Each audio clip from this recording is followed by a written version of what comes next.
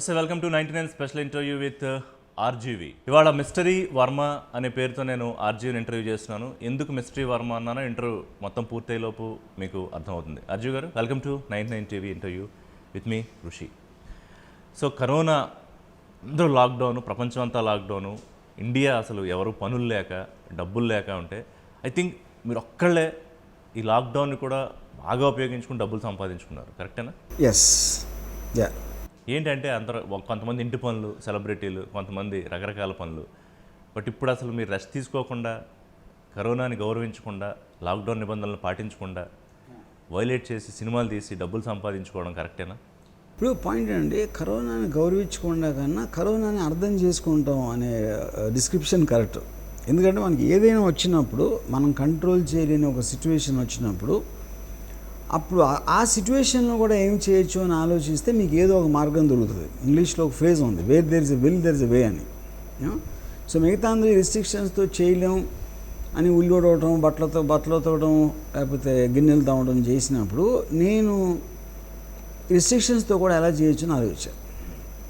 అప్పుడు the kind of subject matters controlled లొకేషన్స్లో కానీ, లేకపోతే సోషల్ డిస్టెన్స్ మెయింటైన్ చేయాల్సిన ఎలా చేయొచ్చు అని అన్నీ ఆలోచించి I started doing my work alone. ఒకటి. రెండోది, అలా చేయటం మొదలెట్టినప్పుడు ఆటోమేటిక్గా మీరు అంతకుముందు మనం ఎలా రిలీజ్ చేసేవాళ్ళు, అంతకుముందు ఏం కైండ్ ఆఫ్ సినిమాలు తీసేవాళ్ళు, ఇవన్నీ కూడా మారిపోతాయి ఈ కొత్త సిచ్యువేషన్ వలన.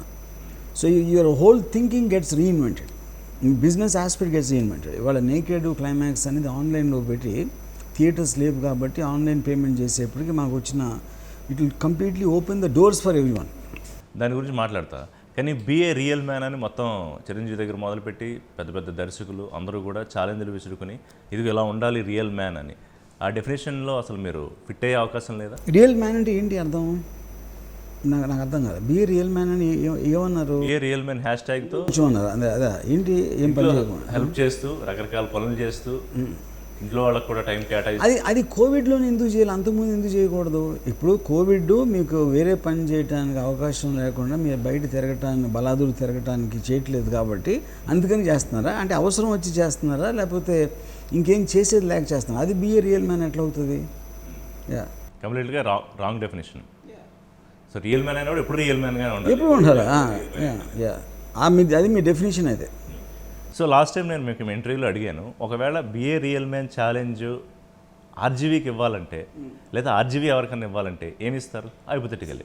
BA real man, first of all I'm not able to understand the definition. ఇప్పుడు ఏ మనిషి కాడు వాడు చేయాలనుకుంది వాడు చేస్తాడు. రియల్ మ్యాన్ అనేది మీరు ఒక జనరలైజ్ డెఫినేషన్ చేసి ఇదే రియల్ మ్యాన్ అని అనేవాళ్ళు ఎవరు అసలు? ఫస్ట్ ఆఫ్ ఆల్ వాళ్ళకి అధికారం ఏముంది? ఇప్పుడు చిరంజీవి గారు దోశలేశారు, వెంకటేష్ గారు ఏదో ఇల్లు అంతా క్లీన్ చేసుకున్నారు, రాజమౌళి గారు అంతా అద్దాలు తుడిచి ఇదంతా చేసుకున్నారు. దానికే బిఏ రియల్ మ్యాన్ అని ఒక ట్యాగ్ లైన్ పెట్టుకున్నారు. అది బిఏ రియల్ వింప్ అంటుందండి ఇంగ్లీష్లో. యాక్చువల్ పాయింట్ అంటే ఇప్పుడు మగవాళ్ళు అలాంటి పనులు చేస్తే ఎప్పుడైనా I think they will be called wimps యాక్చువల్గా. ఓకే, వాళ్ళు ఏదో చిన్న ఏంటి, మేము ఒక ఎగ్జాంపుల్ చేస్తాం, అందరూ మమ్మల్ని ఫాలో అవ్వాలి అనే ఒక ఉద్దేశమో, లేకపోతే అలాంటి ఉద్దేశం అవతల వాళ్ళకి అనుకోవాలని వాళ్ళ ఉద్దేశం, వడవర్ పెద్ద మాట తెలుసా చిరంజీవి గారిని, Rajamouli. But that's true, that is true. Yeah, మనోభావాలు ఎవరే దెబ్బతిన్నారు. ఇప్పుడు నేనంటే అసలే ఆడేది పిచ్చుడు వాగుతూ ఉంటాను. మీరు అని వదిలేస్తే పర్వాలేదు, దాన్ని మొత్తం 22 ఛానల్స్ పెద్ద హైలైట్ చేస్తే అప్పుడు మనోభావాలు దెబ్బతింటాయి. అఫ్కోర్స్ మీ ఇంటెన్షన్ కూడా అదే అనుకోండి. So yes, climax. ఇప్పుడు జిఎస్టీ మియా మాల్కోవా అప్పుడే ఇదేదో ఫినిష్ చేసేసి ఇప్పుడు వదిలేరా, లేకపోతే మియా మాల్కోవాని మళ్ళీ పట్టుకొచ్చారా? But it shot much before covid. అప్పుడు ఈ రెండు వేరే వేరే చోట్ల, బట్ నాట్ మన కోవిడ్ టైంలో చేసింది కదా. జిఎస్టీ టైంలోనే అనుకుని, not GST time, much later. ఎందుకు అనిపించింది అంటే హారర్ని ఒక డే లైట్లో ఇలా కూడా తీయొచ్చు, ఒక హారర్ జోనర్ మూవీ అనేది? It is just an idea. ఏదైనా ఎందుకు అనిపిస్తుంది, ఏదో వస్తుంది ఐడియా. అంటే జనరల్గా మనకి రాము గారు హారర్ అంటే ఒక చీకటి. That is the point. అందుకంటే ఇప్పుడు నేను బూత్ తీసినప్పుడు లోఖండ్ వాళ్ళలో ఒక అపార్ట్మెంట్ బిల్డింగ్లో ఒక హారర్ సినిమా జనరేట్ చేయాలి అంటే ఇట్ ఈస్ అన్యూజువల్. ఎందుకంటే ఎప్పుడైనా మీరు అన్ఎక్స్పెక్టెడ్ చోట, మీరు అంతకుముందు చూసిన జానర్ సినిమాల్లో నుంచి అన్ఎక్స్పెక్టెడ్ చోట చూసినప్పుడు ఒక కొత్త విజువల్ ఎక్స్పీరియన్స్ ఉంటుంది. అది so that was the whole idea. So climax అనేది ఆర్జీవీ వరల్డ్లో ఫస్ట్ మూవీ. యా, సో బ్రహ్మాండంగా కలెక్ట్ చేసింది, ఎక్స్పెక్టేషన్స్ మించి. సో ఆర్జీవీ వరల్డ్ అనే ప్లాట్ఫామ్ మీద, ఓటీటీ ప్లాట్ఫామ్ మీదే రాము సినిమాలు ఉంటాయా? Not necessary. ఎందుకంటే కొన్ని రకాల సినిమాలు వేరే ఓటీటీస్లో అంటే అమెజాన్ వాటిలో ఇది ఉంటుంది. పేపర్ వ్యూ మోడల్ వేరు, ఓటీటీలో సబ్స్క్రిప్షన్ మోడల్లో ఉన్నాయి వేరు. అలాగా ఆ సినిమా బట్టి ఉంటుంది. నేకెడ్కి క్లైమాక్స్కి it will work out, but I'm not very sure corona virus will work on pay per view. అది సబ్స్క్రిప్షన్ మోడల్లో నంబర్ ఆఫ్ ప్లాట్ఫామ్స్ మీద రిలీజ్ చేద్దాం అని ప్లాన్. అది దాన్ని లిమిట్ చేయకుండా. So I think it depends on the subject matter. Yeah. So అంటే దీంట్లో సెన్సార్లు ఇవన్నీ కూడా పాయింట్ అవుతాయి. నో, సెన్సార్ అనేది మీకు ఒక థియేట్రికల్ ఫిలిమ్స్ తప్పిస్తే సెన్సార్ అనేది లేదు అసలు యాక్చువల్గా. యా, దట్ ఈస్ వాట్ అదే అంటున్నాను. దానికి అడ్డంకి లేనివి లేదా అక్కడ కట్స్ పడతాయనే లాంటి ప్లాట్ఫామ్ మూవీస్ అన్నీ ఈ ప్లాట్ఫామ్ మీద వచ్చేస్తాయి. Yeah, correct. So corona virus first యాక్చువల్గా అది ఓపెనింగ్ చూసినప్పుడు ఒక హారర్ మించిన హారర్ మూవీలాగా అనిపిస్తుంది అమ్మాయి దగ్గుతున్నప్పుడు. సో కరోనా వైరస్తో ఏం చెప్పాలనుకున్నారు ఇప్పుడు? కరోనాతో సంబంధాలు ఇంట్లో సంబంధాలు కూడా చెడిపోతాయని అంటే మనందరం మన బంధాల గురించి ఎక్కువ పెద్దగా అరుస్తూ ఉంటాం. నా తమ్ముడు, నా చెల్లెలు, నా కొడుకు, నా కూతురు అని, రక్త సంబంధాలని. కానీ వాళ్ళ మధ్యలో ఒక కరోనా వైరస్ ఒకరికి వచ్చింది అనుకోండి, అది నిలబడుతుందా లేదా అని టెస్ట్ చేస్తుంది అన్నమాట. ఆ టెస్ట్ పాజిటివ్ ఉంటుందా నెగిటివ్ ఉంటుందా అని, అంటే భయం ఉంటుంది. ఇప్పుడు ఎందుకంటే దెయ్యం అనేది హారర్ ఫిల్మ్లో వస్తుంది, కనిపించదు. కరోనా వైరస్ కూడా కనిపించదు. సో దెయ్యానికి కరోనా వైరస్ కనెక్షన్ ఉంటుంది కదా. దెయ్యం కూడా మిమ్మల్ని హామ్ చేస్తుంది, చంపుతుంది. కరోనా వైరస్ కూడా అదే చేస్తుంది. So I don't think there is a difference between. ఇప్పుడు అందరూ భయపడిపోయి మాస్కులు వేసుకుని ఎవరిని ముట్టుకోవద్దు, పట్టుకోవద్దు అని చేస్తున్నప్పుడు మన అందరం భయంలోనే కదా బతుకుతుంది ఇప్పుడు, ఎక్కడికి వెళ్ళకుండా.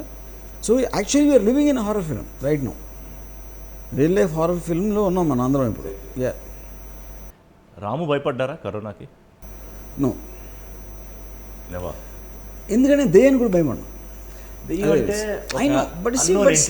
అంటే ఇప్పుడు ఫియర్ అనేది ఫీలింగ్ అండి. It's not about unknown. దాన్ని అనాలిసిస్ చేయడం అనేది కాదు. Fear of an unknown entity. Unknown entity అంటే ఏంటి? మనం ఏం చేయాలో తెలియదు. ఇప్పుడు కరోనా వైరస్కి మందు ఉందనుకోండి, ఎవరు భయపడరు. అక్కడ మందు వేసుకుంటారు, అయిపోయింది, దాని పని అయిపోయింది. ఏం వేసుకోవాలో తెలియదు, వేసుకుని వర్కౌట్ అవుతుందో తెలియదు, వస్తుందా లేదా తెలియదు, వచ్చిందా లేదా తెలియదు అని అన్సర్టనిటీ ఉన్నప్పుడే మనిషికి భయం కలుగుతుంది. ఇప్పుడు మనం చాలా పెద్ద పెద్ద కబుర్లు చెప్తారు మన పొలిటీషియన్స్, కానీ అంతా ఎక్కడికో సాధించేసాం, బ్రహ్మాండం, టాప్ 5 ఫైనాన్షియల్గా వెళ్ళిపోయాం కంటారు. కానీ ఒక చిన్న వైరస్కి మొత్తం అతలాకుతలం అయిపోతుంది దేశం, ప్రపంచం. దీని ఎట్లా మీ అనాలిసిస్ ఏంటి? మైకిల్ క్రైటన్ అని ఆథర్, ఒక సైన్స్ ఫిక్షన్ ఆథర్. తను ఒక జురాసిక్ పార్క్ అనే బుక్లో, అంటే ఆ సినిమా దాని మీద బేస్ చేసేసి, దాంట్లో he projected a theory called caves. అంటే మొత్తం ప్రపంచం అంతా ఆర్డర్ చేస్తానని ట్రై చేస్తూ ఉంటాం.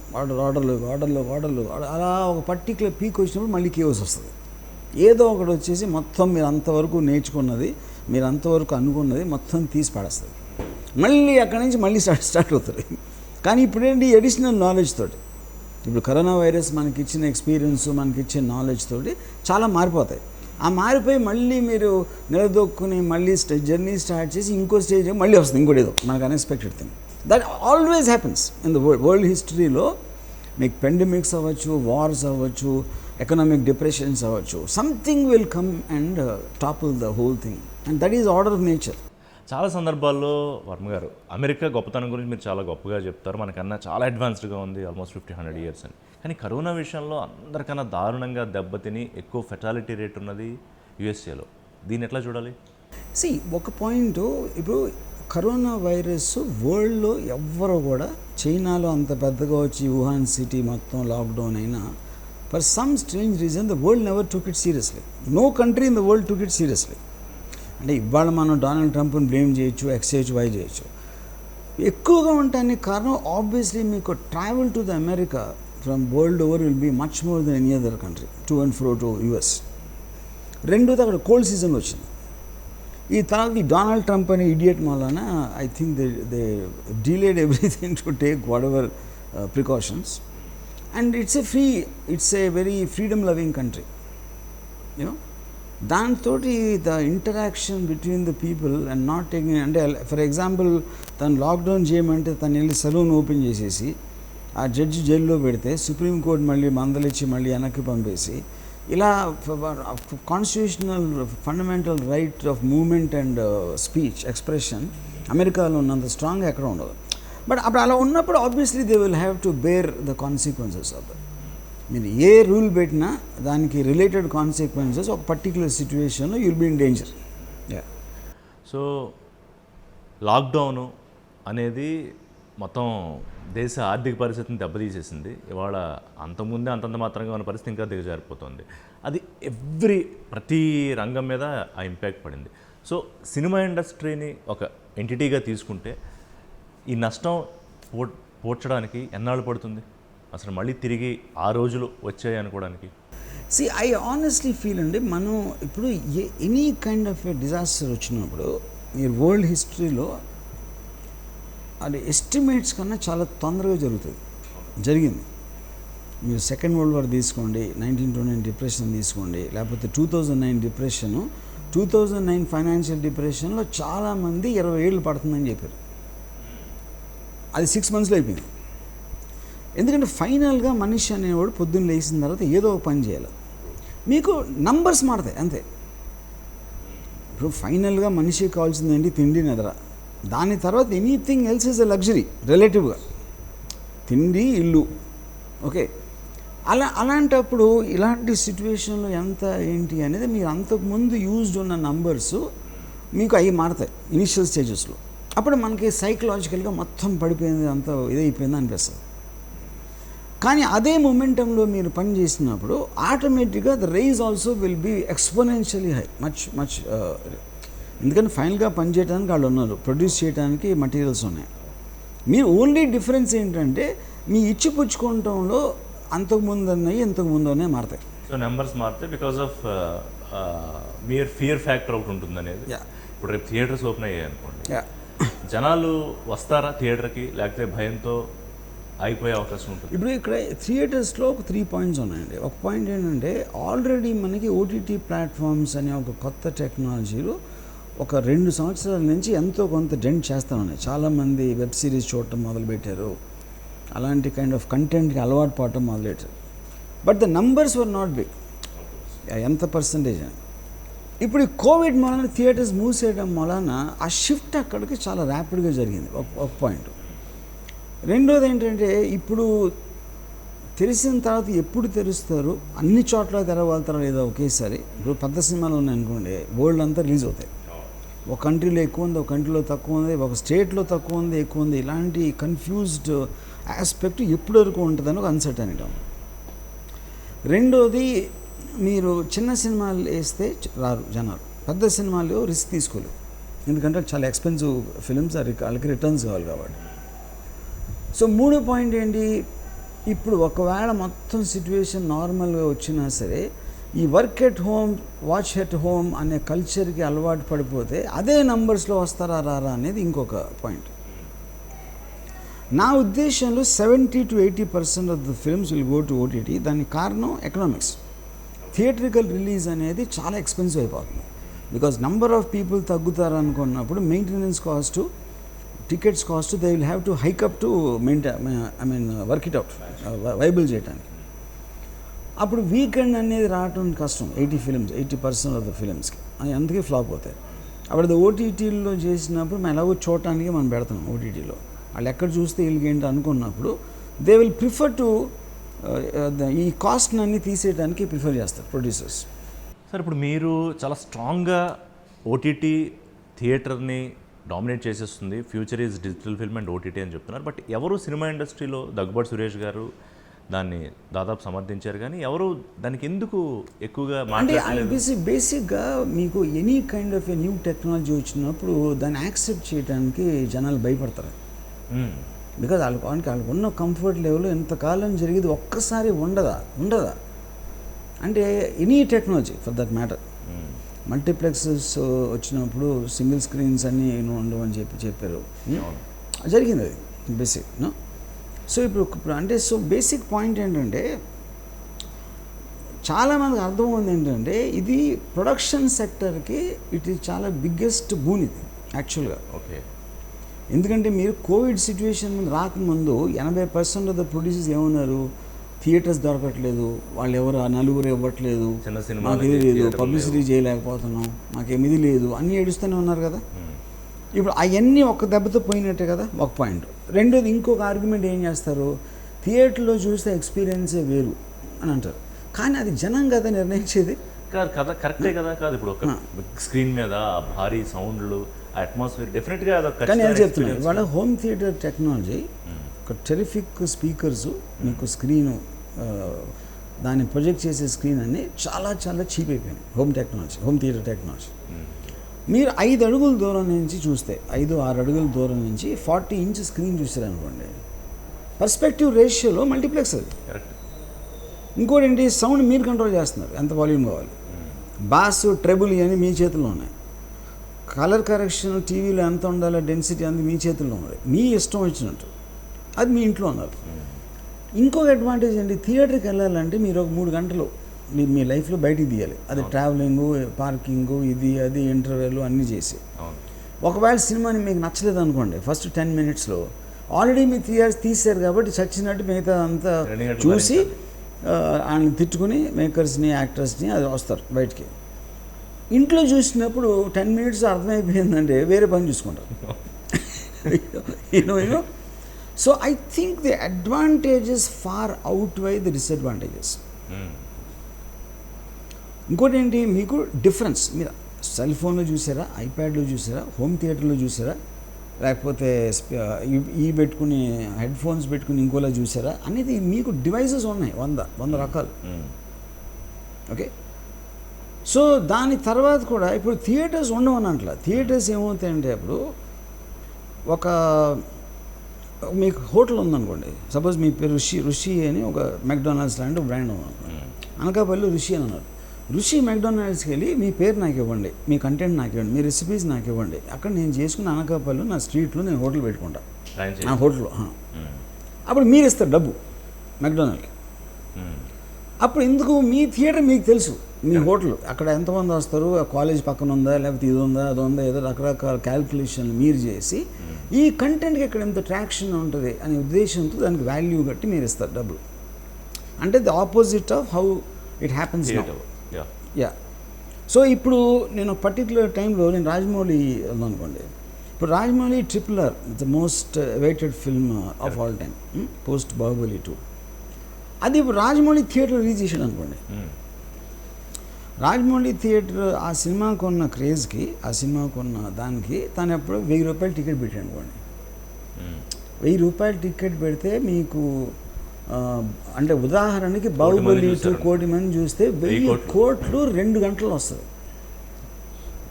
ఎందుకు 2 గంటలు వస్తుందంటే బికాస్ బాహుబలి 2కి అంత లాంగ్ లైన్స్ ఎందుకు ఉన్నాయి, అందరికీ అప్పుడే చూసారు, రిలీజ్ అయిన రోజే రిలీజ్ అయిన అప్పుడే చూసారు, అదే టైంలో చూసేయాలన్న కోరికకి మీరు అందరి కోరిక ఒక్క దెబ్బతో సాటిస్ఫై చేశారు.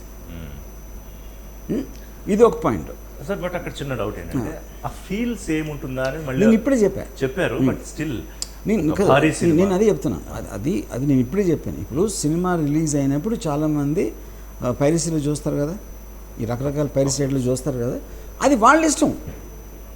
ఇప్పుడు ఫర్ ఎగ్జాంపుల్ నేను 1990లో నేను మా ఇంట్లో నేను స్పీకర్ ఫుల్ వాల్యూమ్ పెట్టుకుని సినిమా చూసేవాడిని, అన్ని తలుపులన్నీ వేసేసి.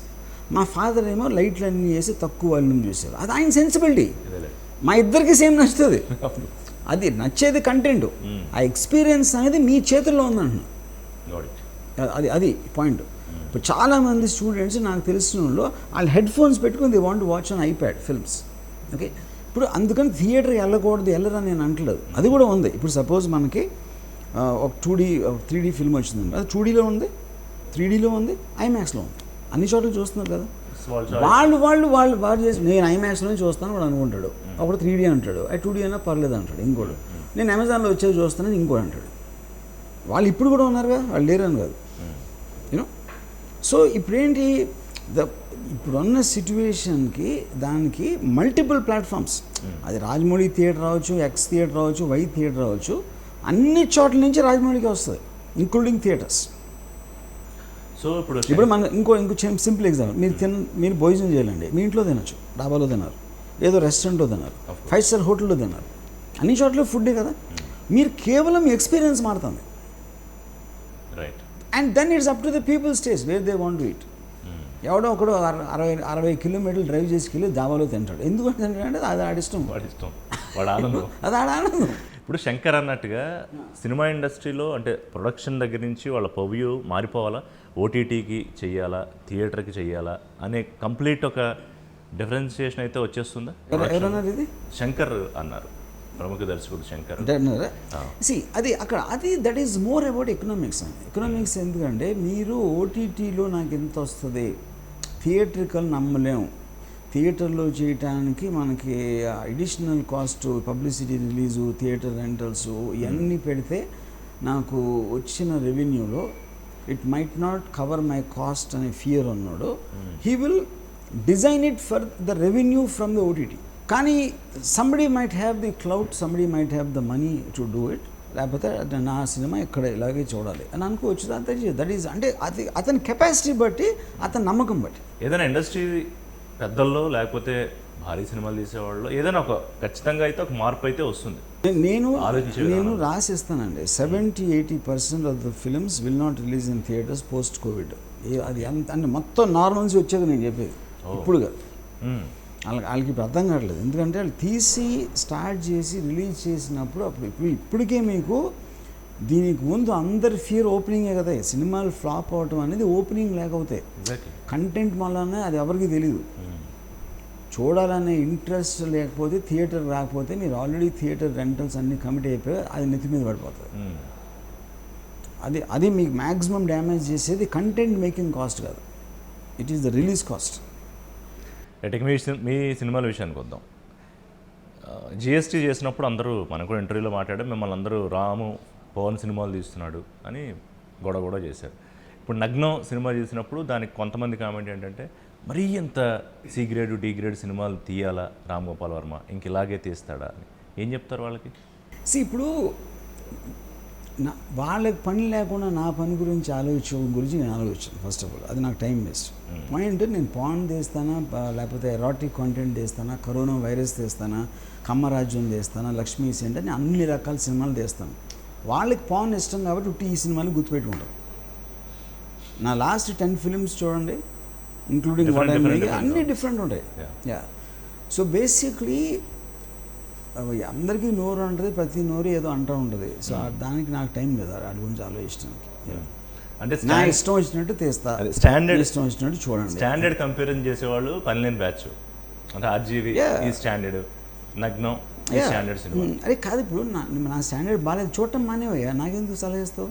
నీకు తెలియదు, నీ అంత నాకు తెలీదా తీయలేదు? నేను తీసే సినిమా నీకు ఇష్టం లేనప్పుడు చూడటం మానే, అంతే, అయిపోయింది.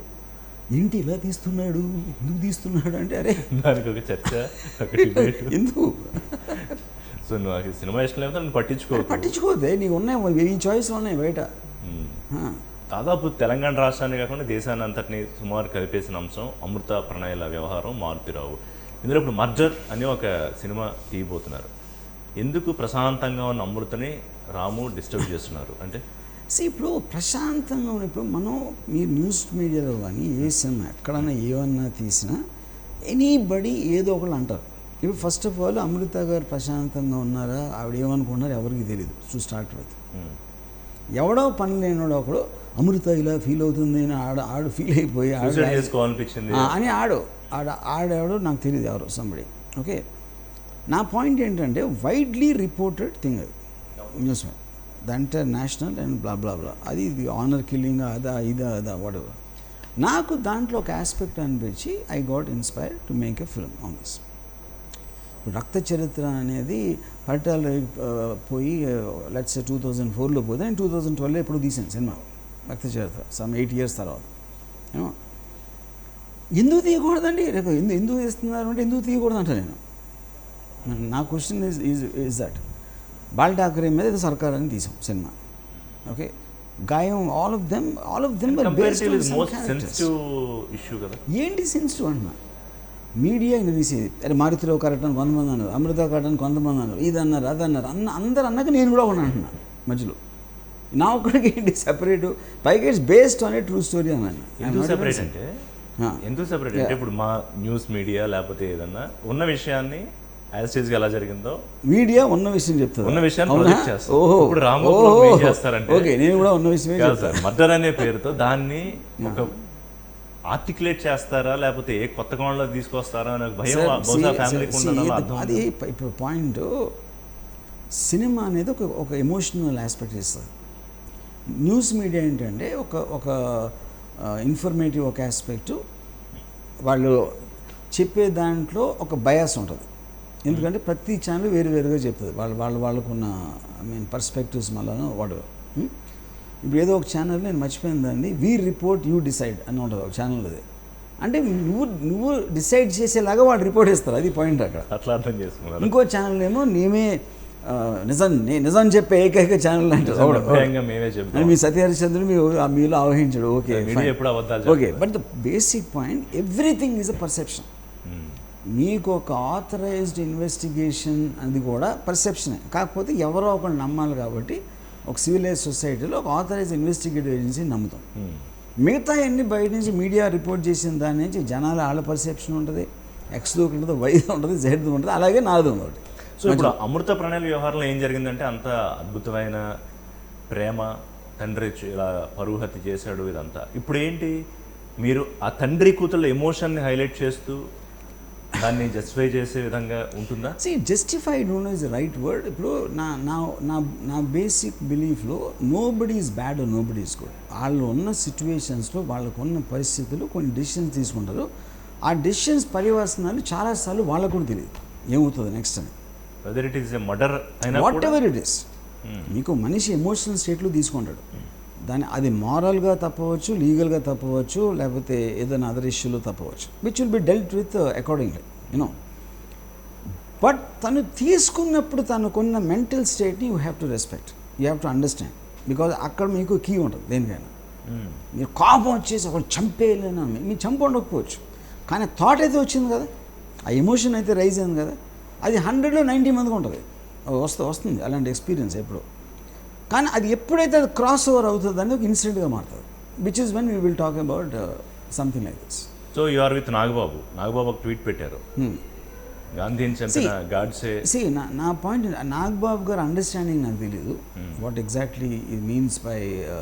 నేను అసలు ఆయన యాక్చువల్ ఆనెస్ట్ కానీ ట్వీట్ కూడా చూడలేదు. But what ever I was told, ఇప్పుడు ఎవరన్నా మనిషిని చంపాలంటే మీకు పర్సనల్ గెయిన్ అన్న ఉండాలి, ప్రొఫెషనల్ గెయిన్ అన్న ఉండాలి, పర్సనల్ ఎనిమిటీ అన్న ఉండాలి, లేకపోతే పిచ్చోడైనా ఉండాలి, లేకపోతే ఒక కాజ్ ఉండాలి. జాతీయవాదం అనే కాజ్, నాట్ నెసరీ జాతీయ, సమ్ కాజ్, అంటే వాడి కోసం చేయట్లా, ఏదో ఒక దాన్ని నమ్మి చేస్తున్నాడు. Not necessary about the country. ఇప్పుడు సపోజ్ నక్సలైట్స్ ఉన్నారు అనుకోండి, they create violence not necessary for they want to protect one group of people. ఆ వైలెన్స్ అక్కడి నుంచి వస్తుంది, వాళ్ళు డబ్బులు చేసుకోవడం చేయట్లేదు, which is what is called about. Even terrorist will fall in that category. ఇప్పుడు వీళ్ళ దగ్గర డబ్బులు దుబ్బేసి నేను పెద్ద బిల్డింగ్ కట్టేసుకుంటా, కారు కొనేసుకుంటా అనేది చేసే క్రైమ్ వేరు. Crime because it's defined by legal aspect. Okay, so I believe that Godse strongly believed he is doing it for the betterment of the country. He believed. Whether we will agree with that belief or not depends upon the individuals. అంటే ఇప్పుడు దేని గురించి అయినా చర్చ జరుగుతోంది social media ఏజెస్లో, ఇలాంటి దాని మీద కూడా ఒక డిబేట్ జరగాలి అనేది నాగబాబు రైజ్ చేసిన పాయింట్. దాన్ని విపరీతంగా ఖండించారు. అంటే మర్డర్ని కూడా ఎందుకు చేశాడో ఏం చేశాడో అని కూడా చర్చిస్తామా, murder is a murder, he is a criminal అని చెప్పి. సో ఏది ఇందులో కరెక్ట్ అనుకోవాలి? నేను I honestly agree with Nagababu garu, because I feel to understand the truth in its very naked form I think is important. Only then you will understand the solution అలాంటిది మళ్ళీ జరగకుండా ఉండడానికి. మీరు కాన్స్టెంట్గా డిబేట్ చేసి వ్యూ పాయింట్స్ని రెస్పెక్ట్ చేసినప్పుడే మీకు అసలు నిజం అని, కానీ అసలు వే ఫార్వర్డ్ అని తెలుస్తుంది. ఉట్టి ఒక ఎమోషనల్ అవుట్ బర్స్ట్ తోటి ఏమీ జరగదు. కానీ మన కంట్రీలో ఏంటంటే ముఖ్యంగా సోషల్ మీడియా వాళ్ళు ఉట్టి ఎమోషనల్ అవుట్ బర్స్ట్ తప్పేసి వాళ్ళకి రేషనాలిటీ అనే దాన్ని స్పెల్లింగ్ కూడా తెలియదు. ఇప్పుడు most popular apps tick talk లాంటి వాటిని డిలీట్ చేసేయాలి, బ్యాన్ చేసేయాలి అనే దాన్ని ఎట్లా చూడాలి?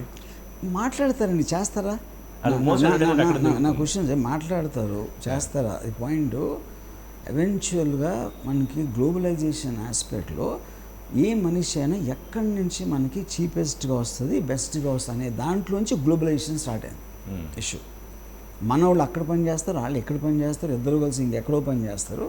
Whole every countries is some way connected to each and every country in what ever way, which is what global trade aspect అనేది, that is what created the advancement. మీరు ఒక్క ఇన్సిడెంట్ ఎక్కడో జరిగిందని చెప్పి మొత్తం నేషన్ వైడ్ ఇంటర్నేషనల్లీ మీరు ఒక moment తీసుకొస్తే అసలు వరల్డ్ అసలు పాజిటివ్లోకి వచ్చేస్తుంది. అంటే కల్నల్ సంతోష్ బాబు మనకి రిలేటెడ్ కాబట్టి ఇక్కడ ఆయన తెలంగాణకు సంబంధించిన కాబట్టి బాగా ఎక్కువ రియాక్ట్ అయిపోయారు ఇక్కడ. కానీ నేను అదే అంటున్నానండి, ఇప్పుడు nobody wants that to happen, nobody wants someone to die. But రేషనల్గా ఎందుకు జరిగిందని లాజికల్గా ఇన్వెస్టిగేషన్ ఎంక్వైరీలు చేసిన తర్వాత ఒకటి బయటకు వచ్చిన తర్వాత డ్యూ ప్రాసెస్లో దాని రియాక్షన్ ఉండాలి. కానీ మీ సోషల్ మీడియాలో అరిసి పరిచేసి దాని తర్వాత మర్చిపోయారు కదా మళ్ళీ. ఇప్పుడు ఏమి డిఫరెన్స్ చెప్పింది, ఇప్పుడు వాళ్ళకి అప్పుడు అర్థం కాలేదు, ఇప్పుడు అర్థం అలా ల్యాండ్ ఇస్తున్నారా ఎవరా ఏంటి నెక్స్ట్ తెలియదు. ఎందుకంటే మీకు డ్రామా అవ్వగానే మర్చిపోతారు అందరూ, ఎందుకంటే వాళ్ళకి అసలు విషయం అసలు అవసరమే లేదు వాళ్ళకి. అంతే, రూట్స్లోకి వెళ్ళాల్సిన పని కూడా. సో అమెరికా రూల్ ఎట్లా చూడాలి రామ్ గారు? ఎందుకంటే పాకిస్తాన్తో వచ్చినప్పుడు మేము సర్దుబాటు చేస్తాం, మేము మధ్యవర్తి వహిస్తూ ఉంటుంది. చైనాతో వచ్చినప్పుడు వీఆర్ రెడీ, మేము మాట్లాడతాం భారత్కి చైనాకి మధ్య అంటుంది. ఏంటి వాళ్ళ ఆల్ డిప్లొమాట్స్ ఎవ్రీ అమెరికా అవ్వచ్చు, యూరోప్ అవ్వచ్చు, ఎక్కడైనా అవ్వచ్చు, ఏంటి మీరు ఏం చేస్తారు దాని గురించి మేము అంటాం, ఎవరైనా అంటారు. ఇప్పుడు విజయవాడలో దొమ్మిది జరిగినప్పుడు అక్కడ ఎవరు మినిస్టర్ దగ్గరికి లేదనుకోండి, ఇక్కడ గొడవలు చేస్తున్నారంటే మేము వచ్చి మాట్లాడుతూ ఉంటారు. Anybody in position. అమెరికాకి దీనికి సంబంధం లేదు కదా. మీరు అమెరికాని అడుగుతారు, మీరు పోలాండ్ని అడగరు కదా, జకస్కలవేకిని అడగరు కదా. ఎందుకంటే ఎవడైతే మ్యాటర్ అవుతాడో వాడిని అడుగుతారు. ఈ అప్పారావు సుబ్బారావు కంట్రీలను ఎందుకు అడుగుతారు ఎవరైనా? అది బిగ్గెస్ట్ కంట్రీ కనుక వాళ్ళని అడుగుతారు మీరు. రైట్, వాళ్ళు ఏదో రియాక్ట్ అవ్వాలి దానికి. Your favourite subject politics. ఆంధ్రప్రదేశ్లో కరోనా ఉన్నా లేకపోయినా ఎలాంటి టైంలో అయినా హీట్ పాలిటిక్స్ నడుస్తూ ఉంటాయి. మీ ఫ్రెండ్ రఘురామరాజు ఆయన మీ లాజిక్ను పట్టుకున్నారో ఏం చేశారు కానీ పార్టీ షోకాజ్ ఇస్తే ఆయన లాజికల్ పాయింట్ లాగా పార్టీకే షోకాజ్ ఇచ్చాడు. సో ఏంటి ఆస్పెక్ట్ ఎట్లా చూస్తున్నారు? Delhi show completely shifted to Delhi. నేను యాక్చువల్లీ ఐమ్ సారీ, నిజంగా నేను ఫాలో అవ్వలేదండి, but I like the aspect. నాకు అంటే ఇది ఆపోజిట్ పార్టీకి షోక్. ఇది నాకు తెలిసి ఫస్ట్ టైం జరుగుతుంది. విజయసాయి ఆయనకి ఇచ్చారు. అసలు నీ ఏ అర్హతలో ఇచ్చావు, పార్టీ పేరు తప్పు, లెటర్ హెడ్ మీద నువ్వు పెట్టింది, పార్టీకి క్రమశిక్షణ సంఘం లేదు, నాకు ఇది ఎట్లా ఇస్తావు అని చెప్పి నేను రివర్స్లో ఎలక్షన్ కమిషన్ దగ్గర తీసుకెళ్ళి ఇష్యూని ఎలక్షన్ కమిషన్కే మధ్యపోయింది. ఫస్ట్ టైం జరిగింది చూస్తుంది. సో ఏంటి ఆయనకి ఎంతో రాందు, ఎవరో చాలా మంది రాశారు ఇదంతా ఆర్జీవీ లాజిక్ ఈయన పట్టుకున్నాడు ఆయనతో. సో ఆయన చెడగొట్టారా మీరు, లేకపోతే ఆయన్ని?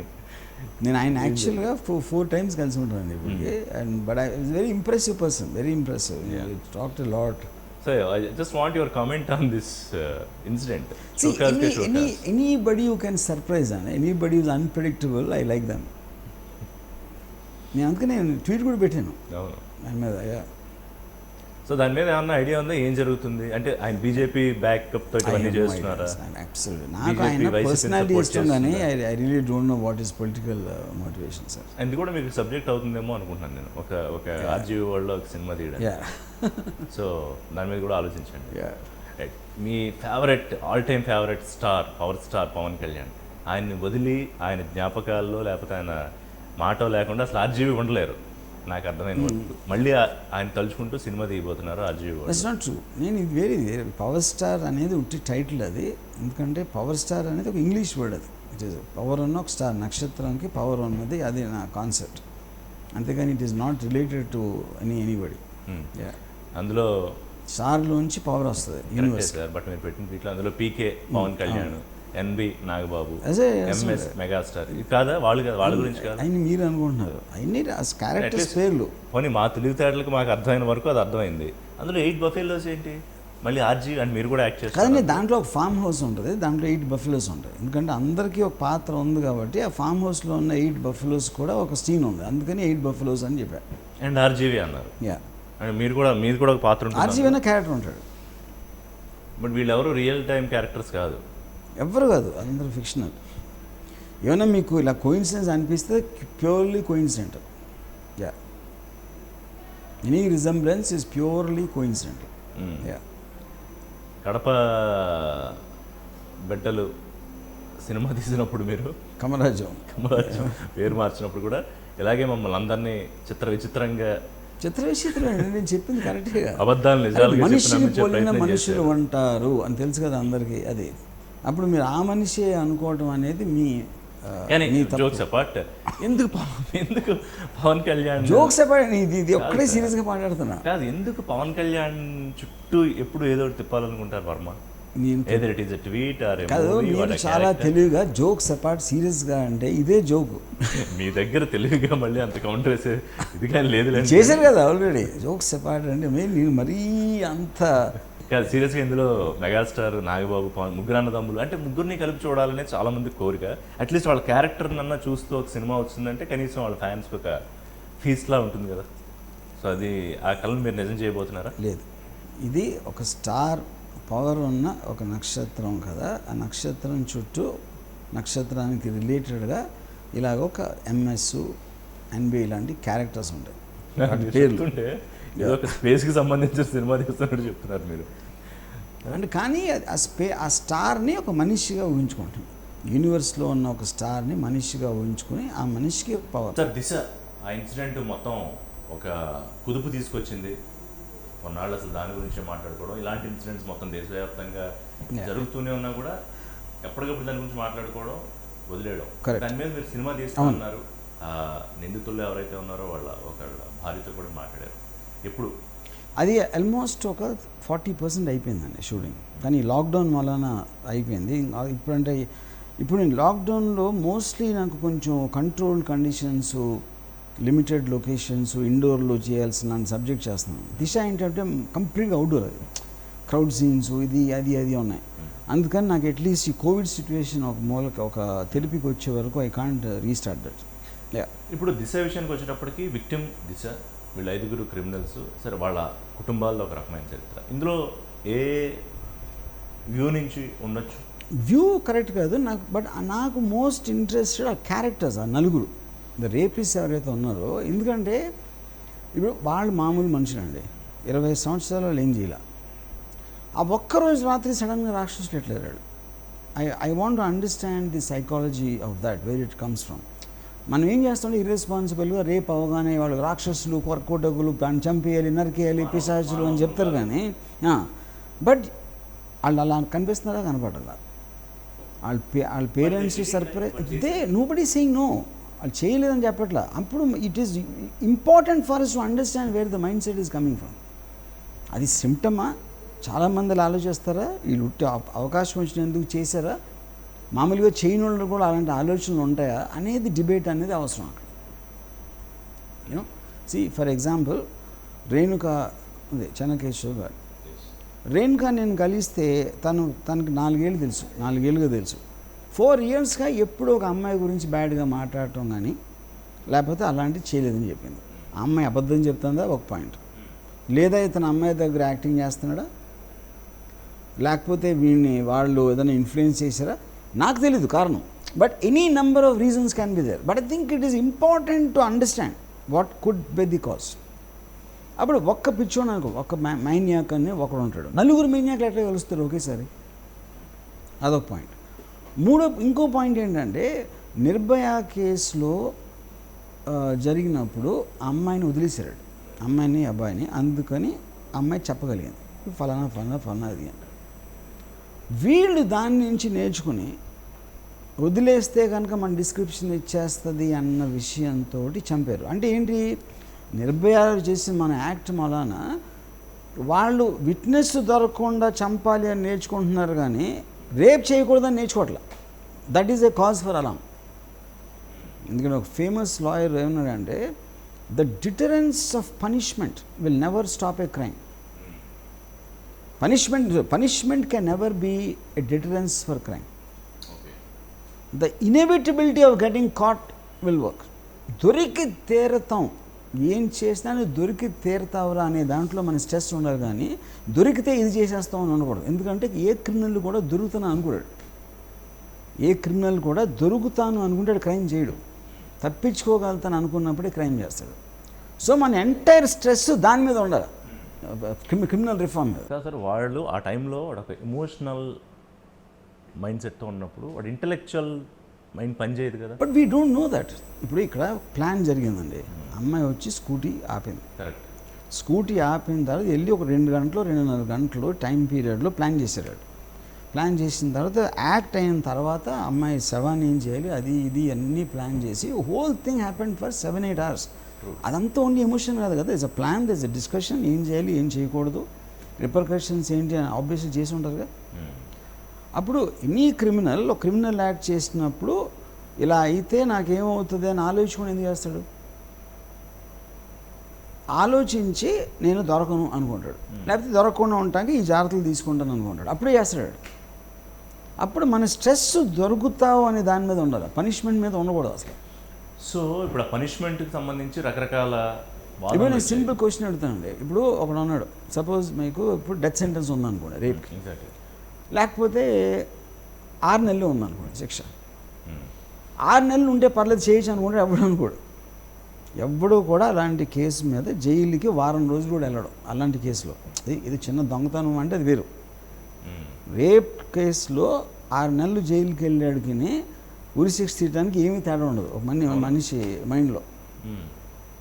అదే మీరన్నట్టు అసలు వాడు పట్టుబడకూడదు, పట్టుబడను అనుకుంటాడు, పట్టుబడను.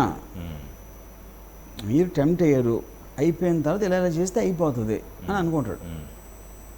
95% ఆఫ్ ద క్రిమినల్ కేసెస్ వాళ్ళు అంటే చేసినప్పుడు వాడికి ఐదర్ పోలీస్ ప్రొసీజర్ అన్నా తెలియకపోవచ్చు. అప్పుడు అంటే మీకు టెంప్టేషన్ ఉంది, చేయాలి, అవసరం ఉంది,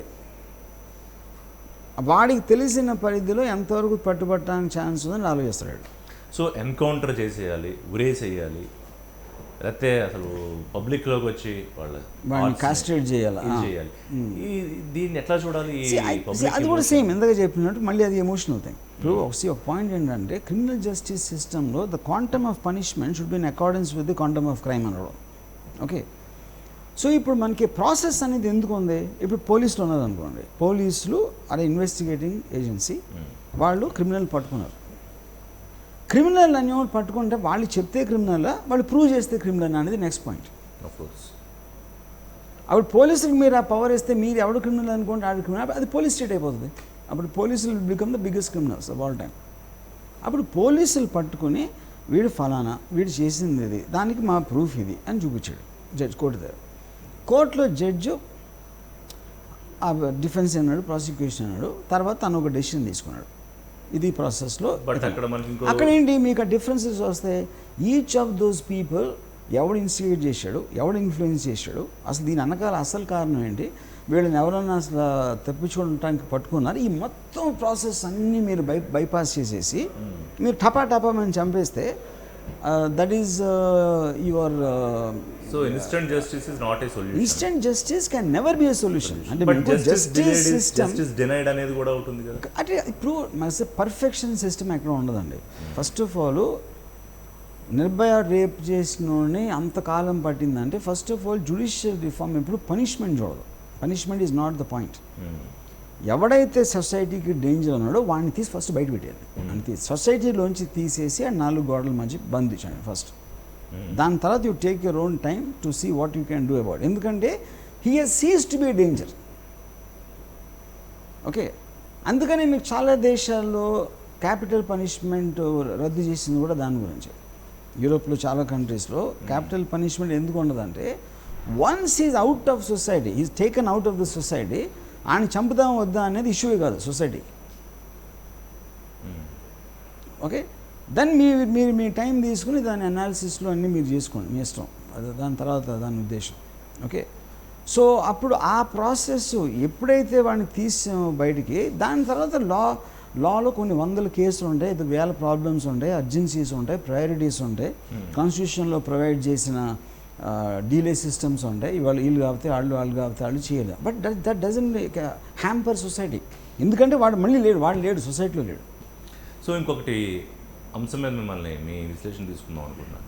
ఇప్పుడు ఎల్జీ పాలిమర్స్ ఘటనలో వైజాగ్ చనిపోయిన వాళ్ళు, లేకపోతే ఇంకో ఘటనలో చనిపోయిన వాళ్ళు, రోడ్ యాక్సిడెంట్లో చనిపోయిన వాళ్ళు, దేశం కోసం పోరాడి చనిపోయిన వాళ్ళు, వీళ్ళకి ఎక్స్గ్రేషియస్ ఇస్తూ ఉంటాయి ప్రభుత్వాలు. అది 100 రూపాయల, ₹1 కోటి, 5 కోట్ల. దీన్ని ఎట్లా చూడాలి? ఇప్పుడు నాకు వన్ పాయింట్ ఏంటంటే, ఇప్పుడు ఎల్జీ పాలిమర్స్ ఒక యాక్సిడెంట్ జరిగింది. As a nation, as a country is responsible to protect some people. వాళ్ళకున్న నామ్స్లో, ఇప్పుడు ఫర్ ఎగ్జాంపుల్ ఆ పాలిమర్స్ దానికి లైసెన్స్ ఇచ్చినప్పుడు దాన్ని మ్యానుఫ్యాక్చర్ చేయడానికి the workers will take it for granted or the people take it for granted. The government knows what it is doing. Correct. అందుకనే కదా వాళ్ళు చేయగలుగుతున్నారు. అప్పుడు ఇలాంటి ఇష్యూ జరిగినప్పుడు ఎంతో కాంపెన్సేషన్ ఇవ్వడానికి గవర్నమెంట్కి రెస్పాన్సిబిలిటీ ఉంది.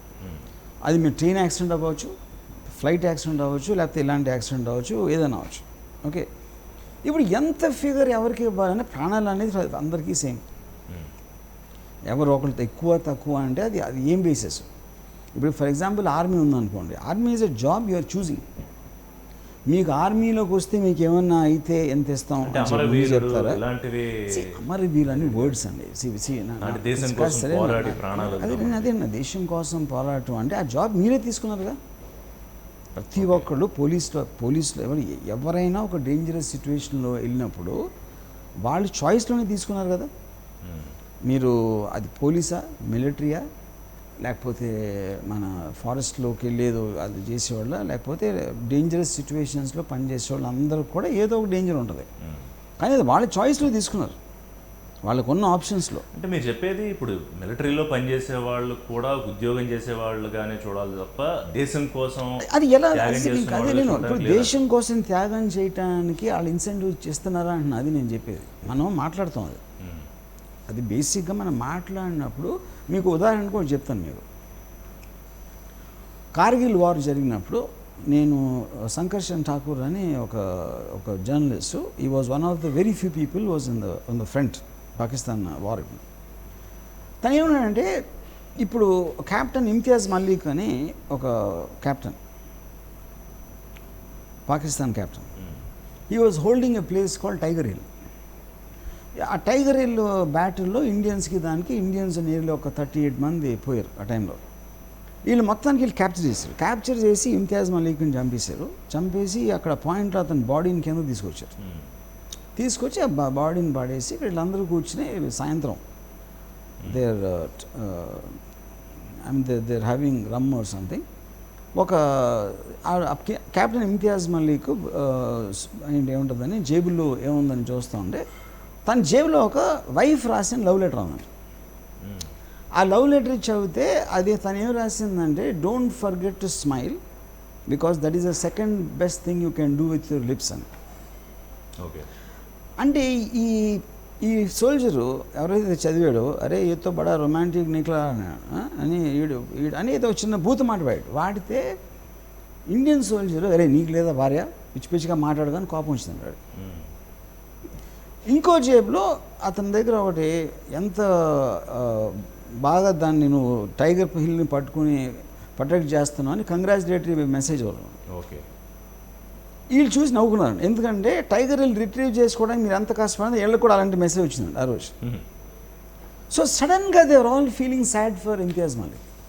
ఎందుకంటే ఆ పర్టిక్యులర్ టైంలో ఇండియా మర్చిపోయారు, పాకిస్తాన్ మర్చిపోయారు. They are all in the emotional aspect of their people and Imtiaz Malik became a person. ఇప్పుడు ఇమ్తియాజ్ మలిక్ వారు క్రియేట్ చేయలేదు కదా, ఇమ్తియాజ్ మలిక్ని ఆర్డర్ ఇచ్చారు పాకిస్తాన్ గవర్నమెంట్, మన వాళ్ళకి ఇండియన్ గవర్నమెంట్ ఇచ్చింది. వాళ్ళు మనుషులు, ఆర్డర్ ఇచ్చిన వాళ్ళు ఢిల్లీలో ఉన్నారు, ఇస్లామాబాద్లో ఉన్నారు. ఇప్పుడు ఈ ఆస్పెక్ట్ అని హ్యూమన్ ఆస్పెక్ట్ అనేది మీరు అర్థం చేసుకున్నప్పుడు ఇట్ ఈస్ నాట్ అబౌట్ దేశం ఉంది. ఇప్పుడు నాకు ఒక సోల్జర్ ఏం చెప్పాడంటే, we only shoot uniforms, we can't shoot people. మొహం కనిపిస్తే చాలా కష్టం బుల్లెట్ పేల్చడం అన్నాడు, ఎందుకంటే అది హ్యూమన్ బీయింగ్ అయిపోతాడు. ఇంకొక పాయింట్లో అక్కడే ఒక సోల్జర్స్ రిట్రీట్ అవుతున్నారు మన వార్ సీజన్, వాళ్ళు చాలామందిని చంపారు. ఇప్పుడేమీ గన్ పాయింట్స్లో ఉన్నారు. ఇది చంపుదామంటే ఇప్పుడు వాళ్ళని ఆర్డర్ ఇచ్చారు మన దాంట్లోకి రావడం. మనకు ఆర్డర్ ఇస్తే మనం వెళ్ళేవాడు అక్కడ. ఇప్పుడు ఎవరైతే వార్ స్టార్ట్ చేశారో వారు ఆపేశారు. వారు ఆపేసిన తర్వాత మనం ఏళ్ళ మీద పగ తీసుకోవడం ఏంటి? వాళ్ళు మన మీద పర్సనల్గా వచ్చినందుకు వాళ్ళు జాబ్ చేస్తున్నారు, మనము జాబ్ చేస్తున్నాం. We can't say no to them.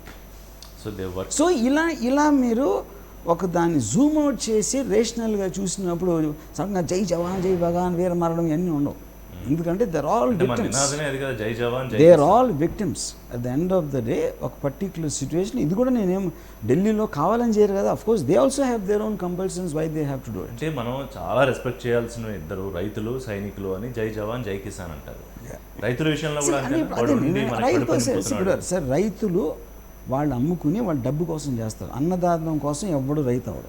First of all అన్నదానం కోసం ఎందుకు పెడతాడంటే ఫార్మరు తన పొలం పండిస్తే అమ్ముకుంటే తనకు డబ్బులు వస్తాయి. ఆ ప్రతి బిజినెస్ లాంటిదే రైతు కూడా చేసేది. So Annadata is not at all. నేను అడుగుతున్నా, అన్నదాత కోసం ఎందుకు చేస్తాను? అన్నదాత అంటే అతని దగ్గర ఉన్న డబ్బులు ఫ్రీగా ఇస్తే అన్నదాత. దాత అనే వర్డ్ ఏంటి? ఫ్రీగా ఇచ్చినప్పుడు. కరెక్ట్. సో వాడు పండించి ఊరికి ఇచ్చేస్తే ఎవరో షాప్ తీసుకుంటున్నారండి, ఎవరో ఇండస్ట్రీ ఉంది, ఎవరో ఫార్మ్ రైతు అడుగుతున్నాడు. ఏంటి difference? How is it different? నాకు అది ఇప్పుడు రాదు అన్నాడు. సో భారతదేశంలో ఉన్న మిగతా వృత్తుల వాళ్ళలాగే రైతులు జవాన్లు అందరి మనుషులకి అందరికీ చాయిసెస్ ఉన్నాయండి. వాళ్ళు వాళ్ళకున్న పరిధిలో, వాళ్ళకున్న కెపాసిటీతో, వాళ్ళకున్న కేపబిలిటీతో వాళ్ళు పనులు చేసుకుంటున్నారు. Only for themselves. Nobody is doing it for somebody else. So and it is so obvious.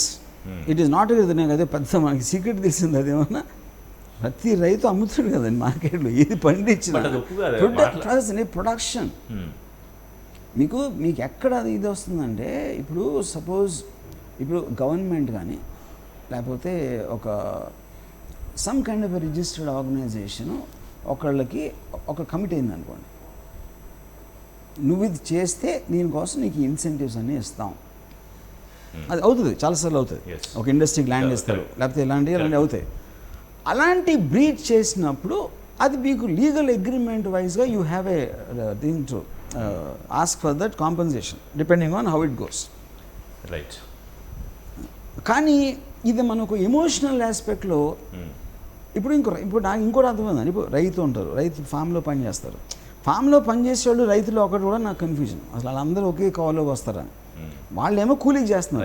రైతు కూలీలు అదే అన్న రైతు కూలీలు వాళ్ళ డబ్బు కోసం, వాళ్ళు లేబర్ లాగా వాళ్ళు పని చేసి డైలీ వేతనాల కోసం చేస్తున్నారు. రైతు ఏమో ఓనర్. ఇప్పుడు ప్రాబ్లం వచ్చేది ఎవరు? రైతుకి డబ్బులు అయినప్పుడు కూలీలకి ఇవ్వలేరు. అంతే కదా. Okay, which is the same thing. ఇప్పుడు కోవిడ్ సిచ్యువేషన్లో రెస్టారెంట్లు అన్నీ మూసారు, వాళ్ళు రెస్టారెంట్ శాలరీస్ ఇవ్వలేరు. లేకపోతే ఫలానా ఇండస్ట్రీ ఏదో మూసారు, ఎందుకంటే లేకపోతే కన్స్ట్రక్షన్ సైడ్లో లేబర్ దొరకట్లేదు, వాళ్ళు ఇవ్వలేరు శాలరీస్. దీనికి రైతుకి ఏంటి సెపరేట్? నాకు అర్థం కావట్లేదు. Everybody is suffering.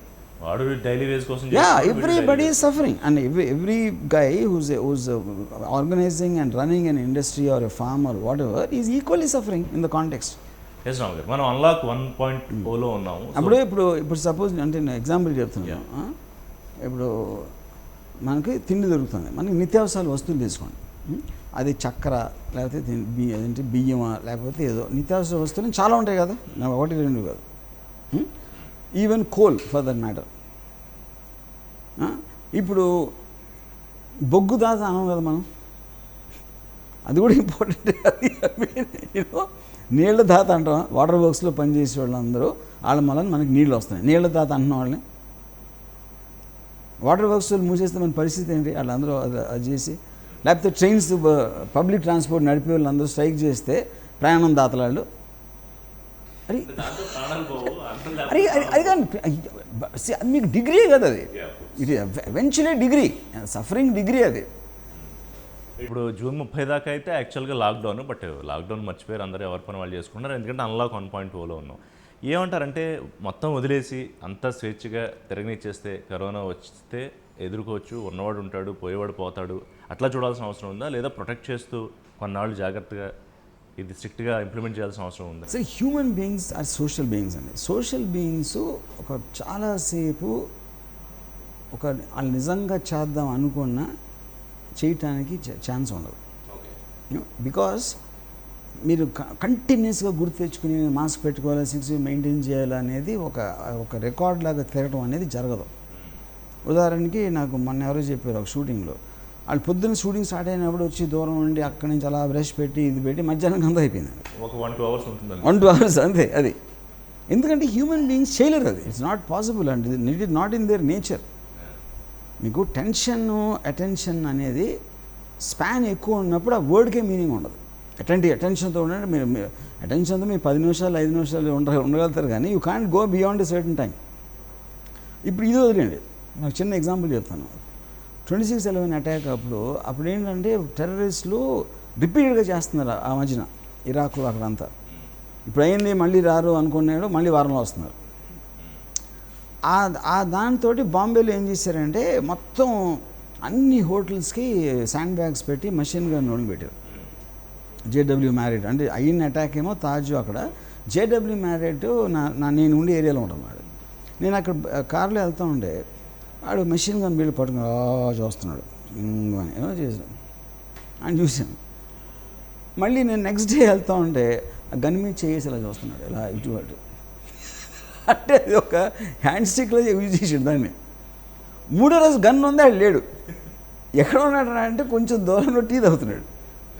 ఎందుకంటే మీరు అంత పెద్ద టెర్రరిస్టులు వస్తారని తెలిసినా వస్తారా రారా, ఇప్పుడు వస్తారా, ఈరోజు రాలే అనేది మీరు కంటిన్యూస్ ఎలా ఉంటారు అసలు పట్టుకుని.